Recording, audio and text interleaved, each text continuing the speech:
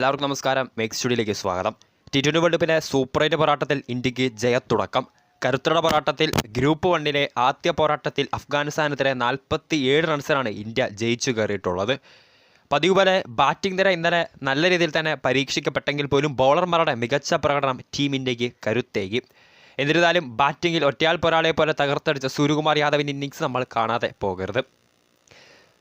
20 ഓവറിൽ 8 വിക്കറ്റ് നഷ്ടത്തിൽ 181 റൺസായിരുന്നു ഇന്ത്യ ഇന്നലെ എടുത്തത്. മറുപടി ബാറ്റിംഗിൽ അഫ്ഗാനിസ്ഥാൻ ഇന്നിങ്സ് നിശ്ചിത ഓവറിൽ 134 എല്ലാവരും പുറത്താവുകയായിരുന്നു.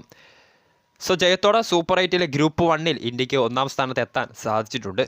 ഇന്നലെയും മലയാളി താരം സഞ്ജു സാംസനെ ബെഞ്ചിലിരുത്തിയായിരുന്നു ടീം ഇന്ത്യ കളിക്കാനിറങ്ങിയത്. പകരം മുഹമ്മദ് സിറാജിന് പകരം കുൽദീപ് യാദവിന് ഒരു അഡീഷണൽ സ്പിന്നറെ ഇന്നലെ ഇന്ത്യ 11 കൊണ്ടുവന്നിട്ടുണ്ടായിരുന്നു. അതായിരുന്നു പ്രധാനപ്പെട്ട മാറ്റം.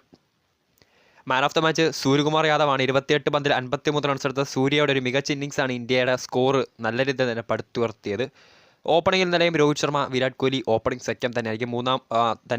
മൂന്നാം ഓവറിൽ ഫസൽ ഫറൂഖിയുടെ പന്തിൽ രോഹിത് ശർമ്മ ക്യാച്ച് നൽകിയാണ് പുറത്തായത്.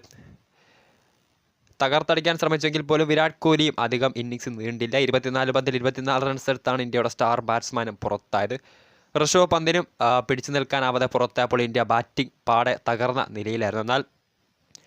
എന്നാൽ നാലാമനായി ക്രീസിലെത്തിയ സൂര്യകുമാർ യാദവിൻ്റെ മികച്ച ഇന്നിങ്സായിരുന്നു ഇന്ത്യയുടെ സ്കോർ 100 കടത്തിയത്. ഹാർദിക് പാണ്ഡ്യ 24 പന്തിൽ 32 അദ്ദേഹത്തിൻ്റെ മികച്ച മികച്ച പ്രകടനം ഇന്നലെ ബാറ്റിങ്ങിലുണ്ടായിരുന്നു. അഫ്ഗാനിസ്ഥാന് വേണ്ടി റാഷിദ് ഖാൻ 4 ഓവറിൽ 26 റൺസ് ആണെങ്കിൽ 3, ഫസൽ ഫറൂഖ് 3, നവീൻ ഉൽ ഹക്ക് 1 വിക്കറ്റും നേടിയിട്ടുണ്ട്.